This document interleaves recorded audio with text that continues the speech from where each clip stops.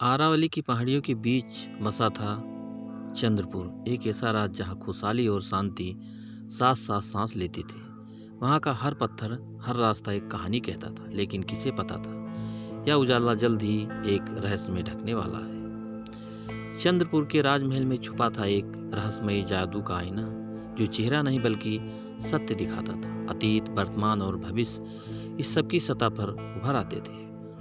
पूर्णिमा की रात आईने में उभरा एक भयावह दृश्य। धुंध में घिरी राजकुमारी, हाथों में नीला पत्थर और पीछे काली परछाइयां। आईने ने कहा, राजकुमारी खो जाएगी अगर सत्य का पथ न चुना। राजा अभय देव और रानी वैदेही के हृदय कांप उठे। क्या भविष्य बदल सकता है या नियति की अंतिम घोषणा थी? तभी महल में आया एक रहस्यमय साधु। उसकी आंखों में ज्ञान की आग थी। उसने कहा, आईना केवल संभावना दिखाता है, निर्णय तो कर्म करते हैं। साधु ने राजकुमारी अन्वेषा को एक तांबे का कंगन दिया। जब भय तुम्हें घेरे, इसे धारण करना, सत्य स्वयं रास्ता दिखाएगा। उस रात अन्वेषा ने स्वप्न देखा, नीला पत्थर, गहरी धुंध और एक पुकार, मुझे ढूंढो। अगली सुबह महल में हड़कंप मच गया। राजकुमारी अपने कक्ष में नहीं थी, बस खुली खिड़की और बिखरी गुलाब की पंखुड़ियां रह गईं।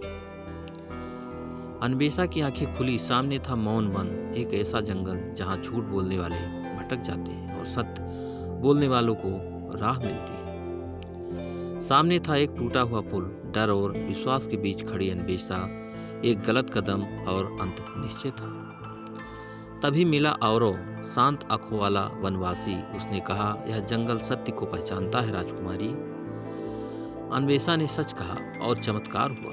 पुल टूटा, स्वयं जुड़ने लगा। सत्य ने रास्ता खोल दिया।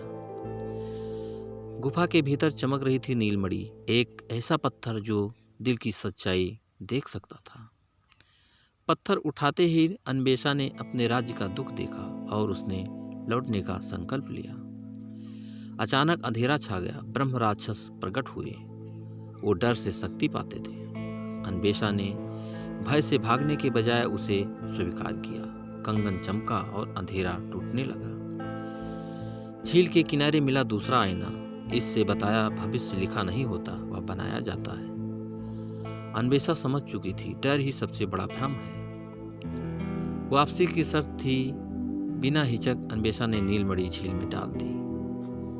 ताक के साथ द्वार खुला और अन्वेषा ने घर लौटने का कदम बढ़ाया। महल में खुशी की लहर तो दौड़ गई। माता पिता ने अपनी खोई हुई बेटी को फिर से पाया।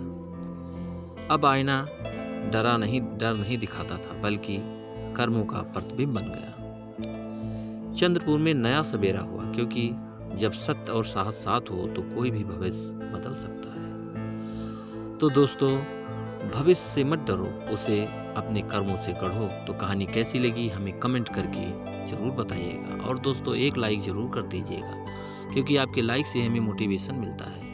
और अभी तक अगर आपने चैनल को सब्सक्राइब नहीं किया है तो जल्दी से आप हमारे चैनल को सब्सक्राइब कर लीजिए, जिससे इसी तरह अच्छी अच्छी कहानियाँ आप लोगों के बीच पहुँचाता रहूँ और आप लोग कहानियों का आनंद उठाते रहें। तो अगली कहानी में फिर मिलेंगे, तब तक के लिए नमस्कार।